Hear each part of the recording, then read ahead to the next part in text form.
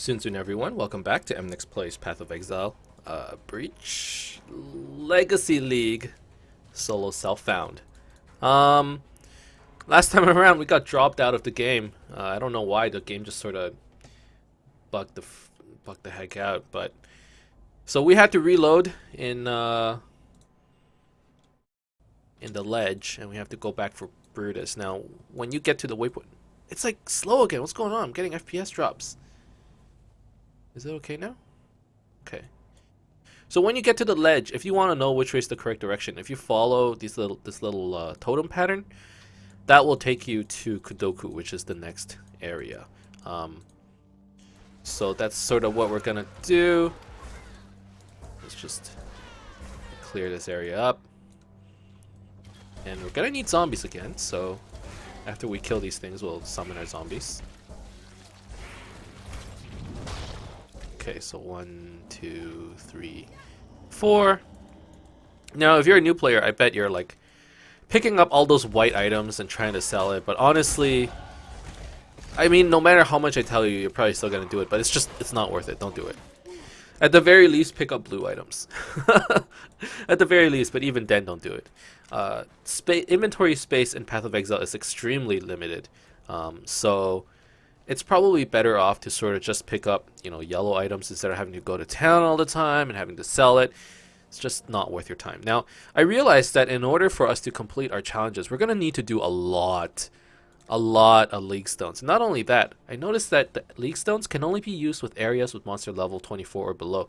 So there's actually like a level limit on, you can't just save it up, right? So let's stick in the Ambush League Stone. So for the next 5 areas, we will be getting Ambush. And what that means is Ambush is a league that, that GGG introduced a couple years ago, actually. And what it does is the next area will contain a strong box. So that's sort of like a big chest that you can roll.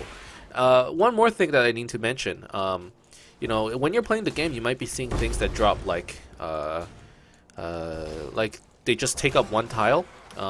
Scrolls of Wisdoms, shards, orbs, like you might be getting a transmutation orb or a chromatic orb or alteration orb. It'll say orb of something, or orb of fusing, jeweler's orb, a mirror exalted orb. I hope you don't get a mirror exalted orb. I'd be very jealous if you did, but those things could drop. I'm not going to talk about it just yet, but the things that take up one space, keep it in your inventory. Don't spend it, not just yet.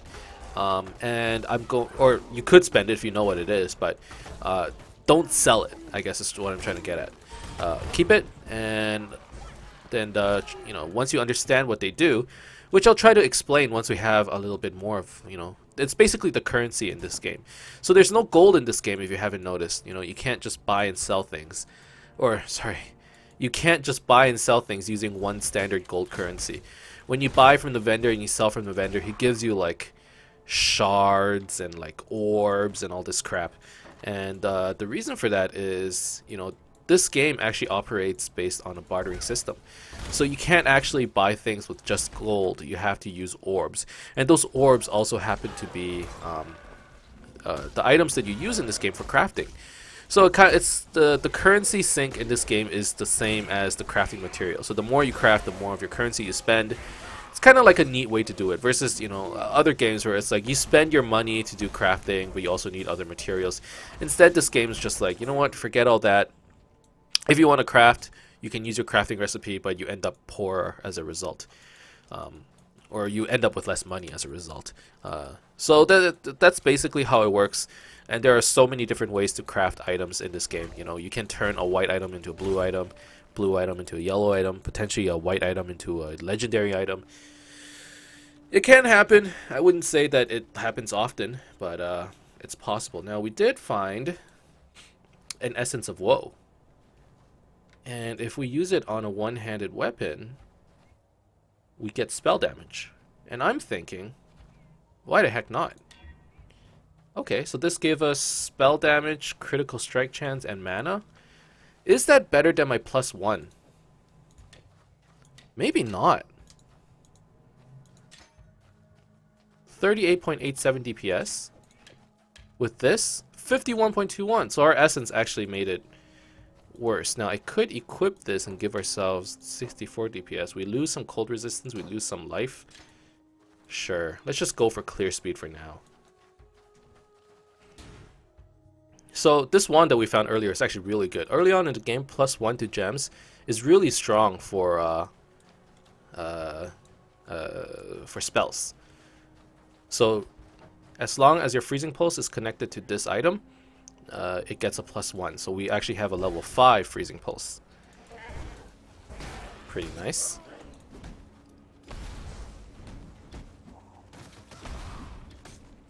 Alright, let's keep going. When I'm ready and not before.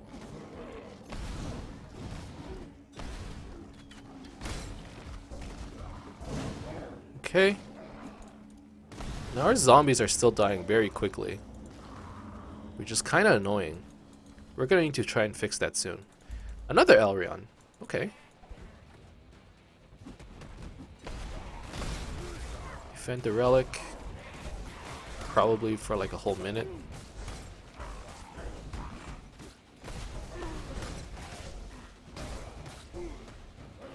Let's just summon Raging Spirits. They can defend this thing pretty easily too, I bet.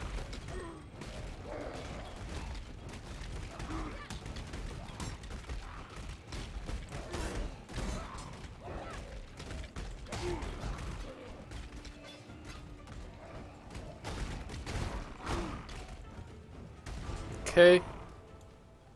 So that's done. Elrion is now level 2. Not too bad. And let's keep going. Our zombies, I mean, as we allocate more points to them, they'll eventually get more.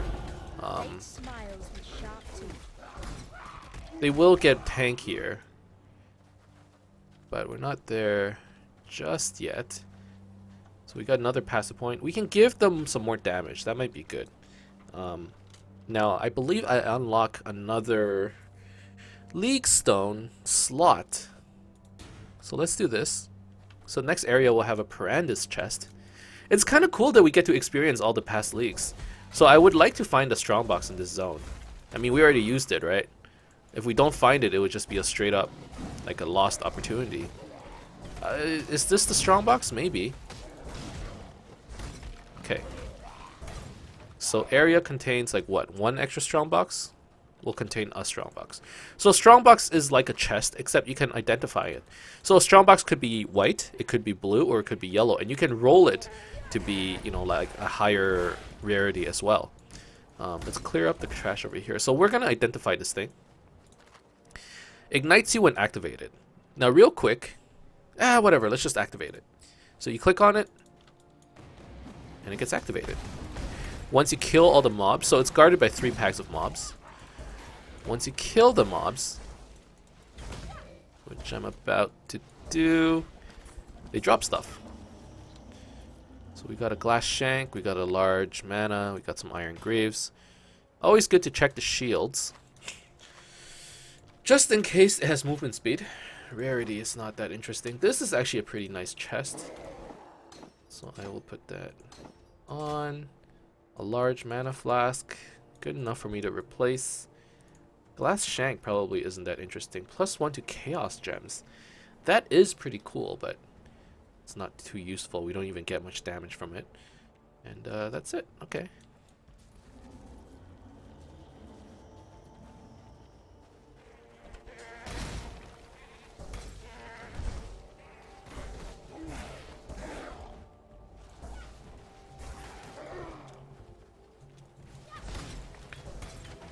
So for those of you who are, you know, starting Legacy League, what builds are you guys running? You know, just out of curiosity.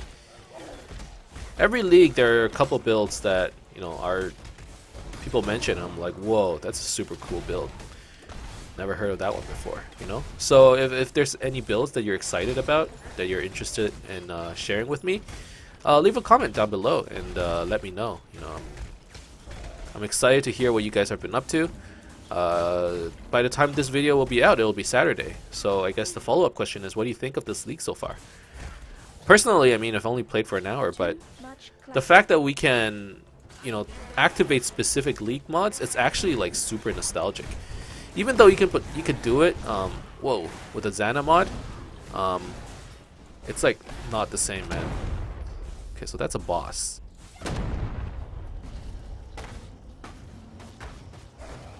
So let's just summon a couple of Raging Spirits, and that should kill him, right? There you go. And we got a nice Sapphire Ring. That's pretty nice, too. So after you kill this boss, Navali comes out, and she is basically the Seer, or the Oracle. And when she will go back to base, and when you go back to base and talk to her, you can give her these silver coins. Cross Navali's palm with silver to receive a prophecy, and she'll give you prophecies, and the prophecies will give you extra bonuses, and blah blah blah, and so on and so forth. You get the point. So this ring, okay, so real quick, those orbs that we were talking about at the beginning of the episode, basically what they're for is they're used for crafting. So this orb of alteration reforges a magic item with new random properties. So if I were to use it on the Sapphire Ring, boom, now we have cast speed and mana, which is actually amazing for our build. So I'm going to equip that. The Orb of Transmutation will take a white item and turn it into a magic item, so a blue item. So I use that on this white amulet, and now I get +2 life gain for each enemy hit by your attacks. It's not that good, but you know what? I kind of do need mana regeneration, so why the heck not? So that's basically how crafting works in this game. You can obviously, once you get, you know, more rare currencies, you can use it for a lot more things. You can potentially have a chance of turning a white item into a legendary or a unique item. You potentially have, or you can turn a white item into a yellow item, or a blue item into a yellow item, and then you can re-roll all its stats or whatever. This game is just a very RNG based, right? There's a lot of randomization here. So, you know, based on chance, you know, there's always like a good chance that you're gonna get a decent item, but there's also a chance that you're gonna fuck up and you're gonna get nothing at all and waste all your money. Not that I'm bitter or anything. Okay, so as a solo self-found character, we're not going to be able to make that much money, obviously, from, you know, sale of our items. So we really need to focus on, you know, crafting the things that we need ourselves. Now, that might not be very easy for us, but I don't know, maybe we're just gonna have to keep a lookout on, you know, important items. So, for example, these boots, we should definitely roll it every now and then just to see if we can get move speed, because move speed is just that important to us. Too much clutter. Now, I thought about, you know, the way we're gonna play this league, and I think I'm gonna change my mind a little. I think how I'm gonna do it is, if I die in solo self-found, I will bring that character down to just normal legacy. If I die again in normal legacy, yeah, we're going straight into delete the character mode. So that's basically how we're gonna do it. So we're pretty much still playing hardcore. I like to call it hardcore light. In the past, what I did was, if I died, I would corrupt all my items. I didn't like that too much because I still get to play with my shitty ass build. Instead, I think what we're gonna do is, if we die, we're gonna just start over right from the beginning. It's just gonna be like hardcore. Oh, Parandus. This is a cool one. So the Parandus mod was also one of the past challenge leagues. And basically how the Parandus mod works is that the chest can keep summoning mobs, and if you kill enough of them, eventually the magic on the Parandus chest runs out, and then it'll stop summoning. The defensive mechanism will be, you know, will be turned off, and then you can open up the chest and potentially get Parandus coins. Let's do this. Do I want anything else? Not really. Arion. Destroy stuff.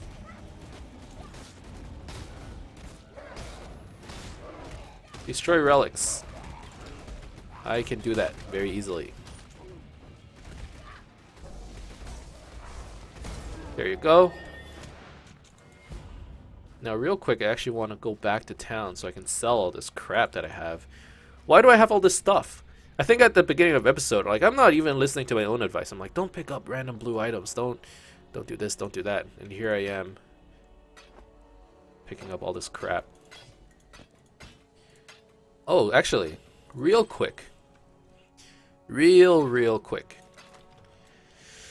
Some Emnix tips for you out there. If you happen to find... Okay, let's deposit all of our cash first, as well as our Parandus coins. I'm gonna keep that. You might not know why, but I will explain in a second. And then, do I have a flasks tab? Flask. It'll be... what color? This color. Peachy. Peachy flasks. Okay. Oh, minion damage. Perfect. What else do you have? Minefield, trap, void manipulation, remote, spell totem, multi-traps, LMP. LMP could be good, but I don't have the dex for it. Minion damage and added lightning. Do I have a blue socket? Melee splash. Oh, I don't have a transmute. Oh, god damn it. Okay, we'll come back for it. I'll come back for you. So I can't talk about support gems just yet. Okay. What I can talk about are these. Now notice on the ground, this item, it has a green link or a green socket, linked to a red socket, linked to a blue socket. When you notice these items, I suggest you pick them up. And the reason you pick them up is because this is actually a special vendor recipe. When you get one of these items and you sell it, you actually get a chromatic orb. A chromatic orb allows you to reforge the color of sockets of an item. So what I can do, and I might as well demonstrate this, there's no point in not doing it. Let's do it with this boot. Actually, no, let's do it with this wand. We can use it to reforge the sockets or the color of sockets on an item. So right now, this color on this item is blue, green, red. If I use it on here, it'll change it to blue, blue, blue. And all of a sudden, we just changed the colors. We just did crafting. So this is basically the essence of crafting in Path of Exile.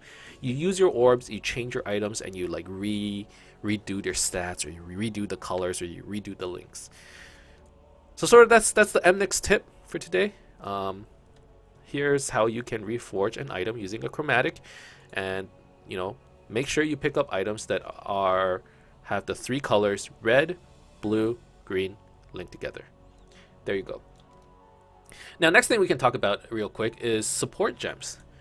We have blue, blue, blue, and they're linked together. So what we can do is, I can't buy any of these things, but I can use one of them, is I can take a minion damage support. Minions deal 31% more damage. Notice how it has a description. It says support, comma, minion. What this means is this is actually a support gem.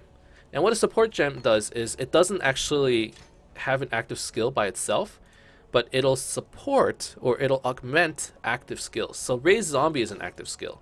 It's a minion gem and it's a spell gem. It raises up to 3 zombies at a time. Because of our passive, we can raise 4 zombies. When we mouse over it, notice that this gem is highlighted. We drop in minion support. When we mouse over the skill, notice that both gems are highlighted. As a matter of fact, if we look at raise zombie over here, you notice that it says can raise up to 4 zombies. Zombies have, or minions have 113 maximum life. Minions deal 31% more damage. Why is that?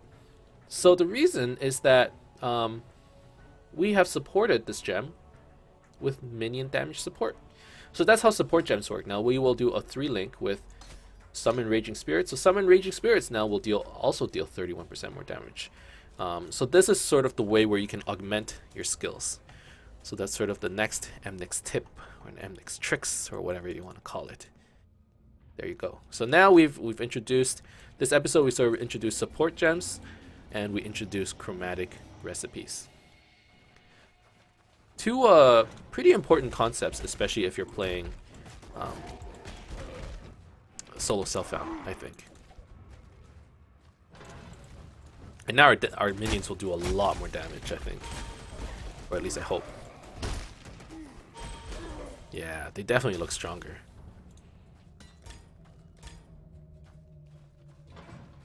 Okay, now this is an ascendancy trial. Normally I choose not to do these. But I mean, we might as well. Okay, let's run back. Oh god! Okay, dodge it. So there are 6 trials that you have to do.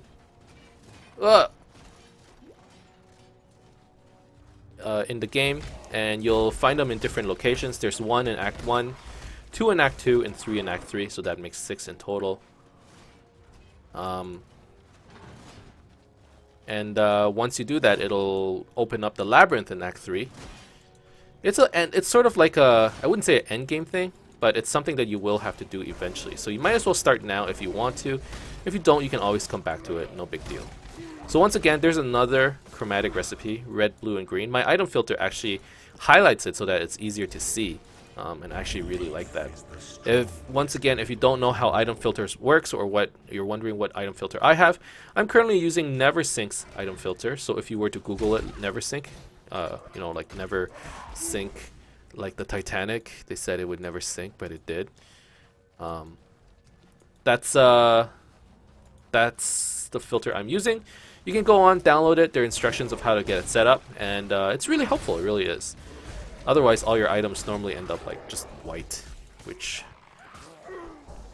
once you get into the late game, you'll definitely want one. So, okay, let's keep going. Is there anything else of importance? I suppose not. Let's just keep running.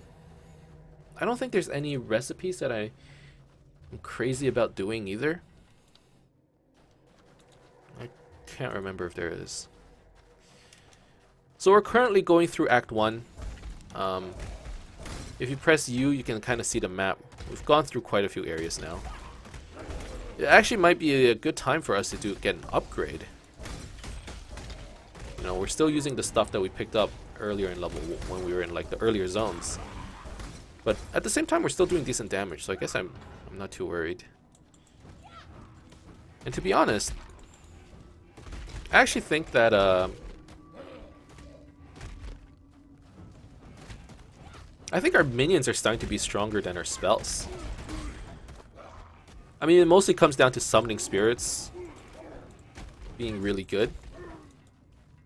But or summon raging spirits. They're really strong. But our zombies are doing, you know, good damage too, I think.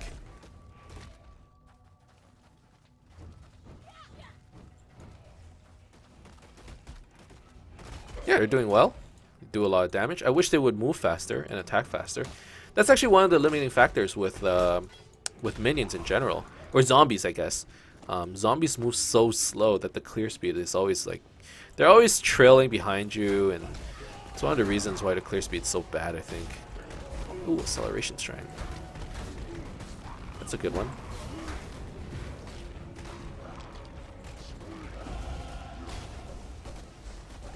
There you go.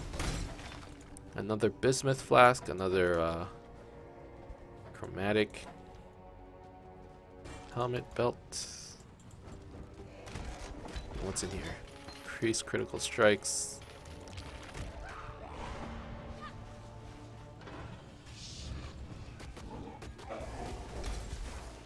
Okay. Now let's keep running. Warden's Quarters. So that's where we're gonna fight Brutus. And perfect time too. We ended up getting a high enough level to pick up Heart and Soul. 8% life, 10% mana. That's a pretty big deal. An exile here. A shame the warden won't leave anything for me. Now I only have 2 zombies. Make sure you tell our host. I actually should have resummoned everything and make sure I have 4 zombies when I fight Brutus. But I think we're strong enough to just sort of, you know, take them on without any real issues. Okay, this belt is really good. Resistance, life, life. So you can see that, you know, there's already a pattern. You know, the stats that I'm prioritizing, or the affixes that I'm really focusing on, life especially over anything else. We're at 328 life, and then after that I'm focusing on resistances, primarily on cold resistances. Now if you want to see what your defensive stats are, if you press C, it'll open up the character tab. Over here is the offensive tab, so that shows, you know, based on the skill, it shows their damage and their DPS and everything. I'm interested in defense. So we actually have 59% in cold resistance. Your resistance caps at 75%. You can go over the cap, but the game will limit you to 75%. So you can have an uncapped resistance of 100, but the game will only recognize up to 75%. And what that resistance means is that, say a monster deals 100 cold damage to you. If you have 75% cold resistance, you'll only take 25 damage. Pretty straightforward. The first boss in Act 1 is a cold boss. Like, she does a lot of ice spear, she uses ice vortex. So, you know, being able to resist those attacks earlier on and like building up to that point is pretty important, I think. Now, you just follow the blood trail until eventually you get to the Warden's Chambers, and this is your real big boss fight in the game. He's going to be challenging. This boss does quite a bit of damage, and if you don't know what you're doing, you could run into some issues. So we're just going to run around, make sure to dodge his big slam. And then if he pulls you in, just run away. And there you go, we killed him. And we actually even managed to pick up a unique item, which is kind of nice. Are there any boots on the ground that maybe I want to pick up? No. I don't think I want any chest armors in particular. Gloves, maybe? No? This guy doesn't have anything. So we managed to pick up Ezomite Peak. This is actually an item that's really good for early game physical attack builds. Unfortunately, we are a caster, so it's actually not that useful for us. But I mean, we can sell it. I'll keep it. I'll sell it to the vendor. I mean, as a solo self-found character, it's not that useful to us. But yeah, that was our first boss. It was pretty simple. It took us a while to get there, but that's just how it is in solo self-found, I suppose. Actually, no. Let's not blame solo self-found. This is all us. We're just being really slow right now. And you know what? I'm okay with that, to be honest. So let's sell some of these portals, get some scrolls. Oh, that's not better. And then we're gonna sell this item. It's my first unique. I want to keep it. Unique items. Maybe we'll use it for leveling or something.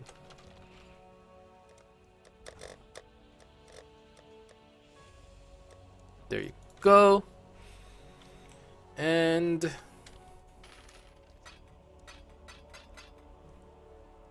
some gems, some flasks.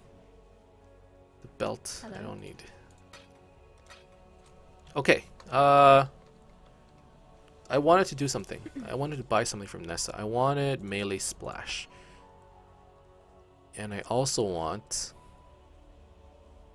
flame dash. And I also want clarity. Actually, maybe Tarkley will give me something. After we kill Brutus, talk to Tarkley again. He will give you a gem as a quest reward. Which one do we want? Probably clarity. So clarity is an aura that you can equip. It'll reserve a portion of your mana, so that means 34 mana will never be available for you to spend. However, once you turn on this aura, you and nearby allies will regenerate 2.9 mana per second. That's pretty good for us, since we will probably be spending a lot of mana to cast spells, to summon raging spirits, stuff like that. I also have a flame dash, so I want to use the flame dash as a movement skill. And maybe this button for summon raging spirits. And then I also have a melee splash support. So can I get blue, blue, red on this thing? It might be a bit of a waste to use my chromes. But what I can do is I can get Raise Zombie to have melee splash. And actually no, summon Raging Spirits to have melee splash and minion damage. And then Raise Zombies will just be tanks. So for now, our primary DPS is actually going to come from Summon Raging Spirits. I'll put Freeze Pulse here. We're going to turn on our aura so you can see 34 mana is reserved. And then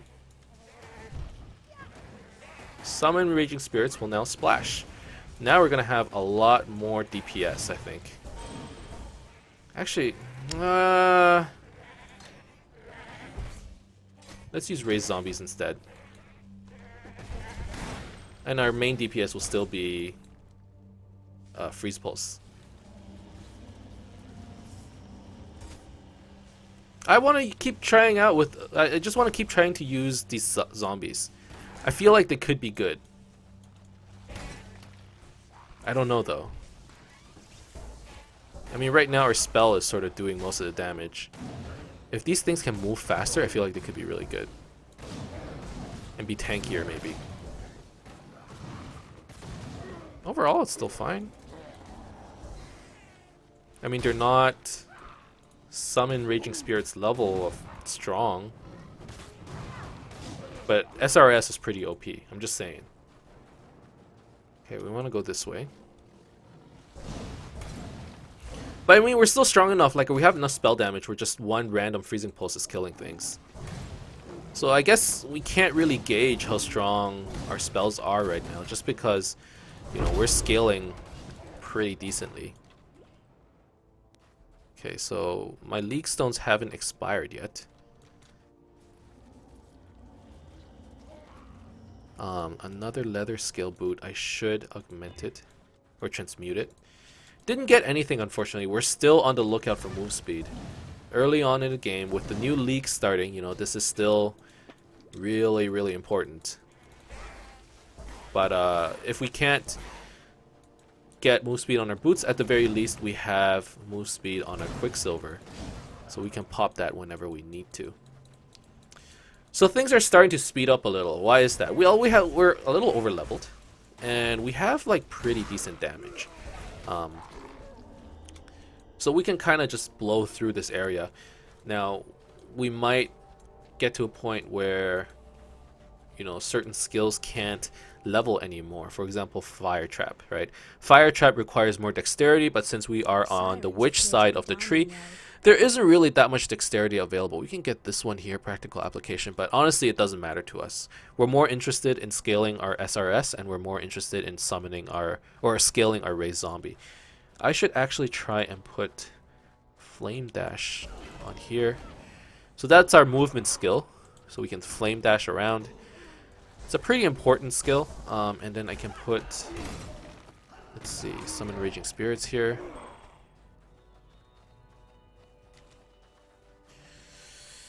So Ship Graveyard, over here, we can walk over here and you can talk to a guy named Fairgraves.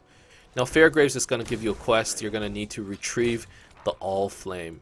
And the All Flame is somewhere in the ship, the wrecked ship graveyard, or the ship graveyard ship. I forgot what it's called, but it's around here, and we should go retrieve it, because once we complete that quest and retrieve the All Flame, we'll be able to get another passive point. So that's, those passive points actually go a long way. You know, they're actually really important. So another Parandus chest is also a good thing. Stack up on those Parandus coins, since eventually you end up meeting this guy named Kadiro, who will. This is based probably as close to currency as you can possibly get in Path of Exile. If you get enough of these coins, or every now and then you'll meet Kadiro, who will try and, you know, sell you items, for coins. So if you manage to collect enough of them, it's pretty good. Or it's pretty important to collect them early on, I guess is what I want to say. Oh, only let's put on another Parandus League Stone. So we should be trying to put on as many league stones as we can, I think. To this area. There are no corpses. Unfortunately. So we can't summon any zombies.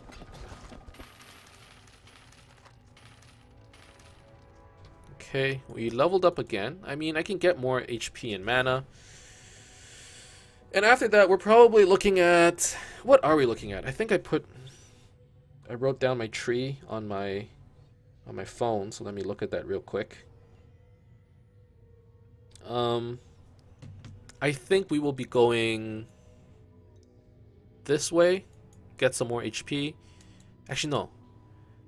Over here, so we can get more zombies. 1, 2, 3, 4, 5. Life, zombies. And then we'll go over here. Do I want Necromantic Aegis? So that bonuses from our shield applies to minions? Maybe not right away. Instead, after we get this cluster, we'll be looking at getting the life over here. Oh, actually, yeah. And then we'll come around and get the zombie cluster over here. And another zombie cluster. This is a pretty important cluster, actually. I might want to get there first. Like, just go straight for it. Maybe that's what I'll do. Anyways, let's keep going. I need to summon some zombies. That would be nice. For now, we can use summon raging spirits. Nothing is leaving a corpse. Like, what's going on? These things are all ghosts? Is that what it is? Oh, there we go.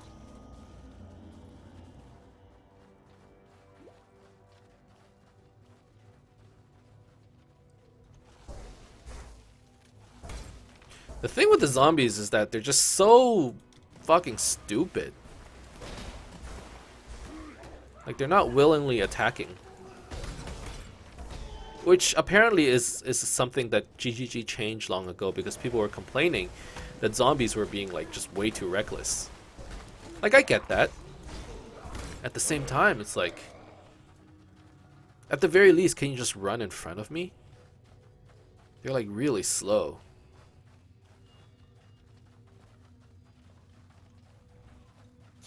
Anyways, we're gonna try and make this work. If I can just make them faster, make them attack faster, I think that's all we'll need. Or I hope that's all we'll need. Now I'm hoping that when we get into the late game, we can kind of scale the AoE of the zombie slam. But I'm sure that's what everybody is thinking right now.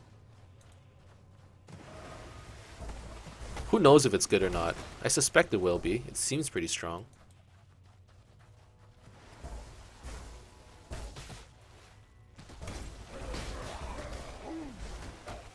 Okay. Let's drop a fire trap.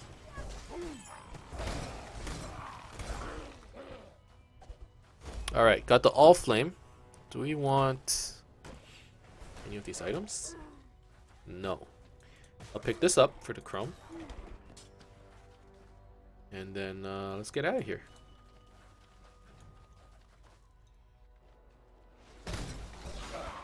Oh, the ship graveyard cave. There you go. I forgot what it was called. The ship graveyard ship. Definitely is not it.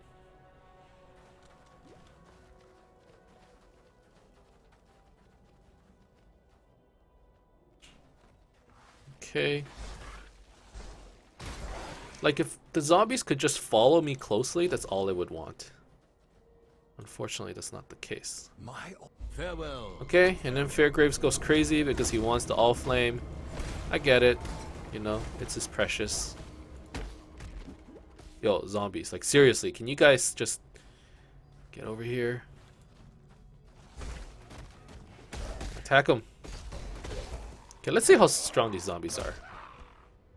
They're pretty fucking weak, man. Gotta rely on our SRS. And that's how you die properly, boy.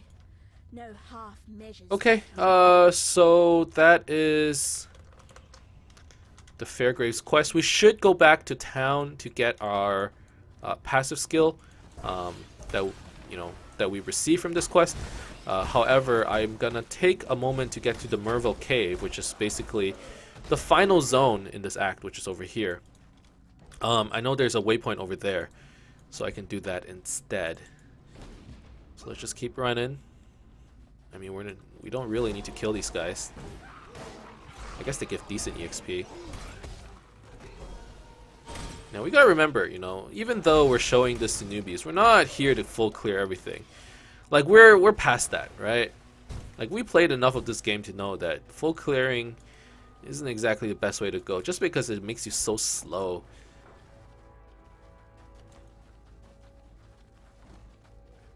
So let's just run. Obviously blue packs are still really good to fight. They give a lot of EXP. And by blue packs I mean like magic packs. So just like items, monsters in this game, they can be normal monsters, so their names would be white.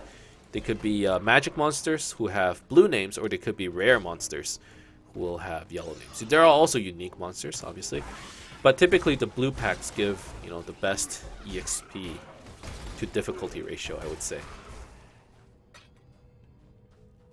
So with this level, we're gonna go over here, get some more life for our zombies, get to the Cavern of Wrath, take the waypoint, go home, sell our stuff, and then we will call it an episode. Next time around, we will definitely be going to face Merville, who is the boss of Act Still 1. alive, are we? So let's sell this stuff. The helmet, don't really need. The boot, I'm gonna sell. The ring, we can ID. Cast speed and life. Cast speed, I mean, I can get jiggy with it. The physical damage doesn't do anything to us. The dexterity is kind of useful, I suppose. The life is good, but obviously this one gave 29 life, so we actually lost 20 life. And then the mana regen is always pretty good.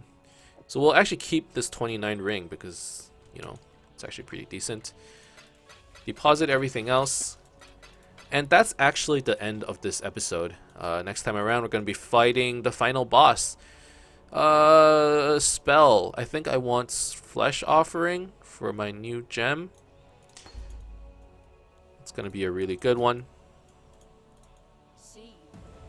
Get a passive point. Go over here. Flesh Offering. So what Flesh Offering does is it consumes nearby corpses. For each corpse I consume, I get an additional 0.5 base duration, and it will grant my minions 20% attack speed, 20%, or I guess 20% across the board on attack speed, cast speed, and movement speed. So that's actually really good. So we're going to equip that, and we're going to put... Oh man, we're starting to run out of like slots to put our gems. Like I said, you know, this build is it's like skill hungry. It uses a lot of different skills. Anyways, looking forward to fighting the boss next episode. We got the waypoint ready. We're ready to fight her, to be honest. We're level 14. Her area is level 12. We have freaking 59%, you know, cold damage resistance. So we're definitely ready. But that's the end of this episode. Thank you guys very much for watching. I hope you enjoyed this video. If you did, as always, you could leave a like and subscribe to my channel for more updates in the future. Otherwise, keep in touch, guys, and I'll see you guys next time. Soon.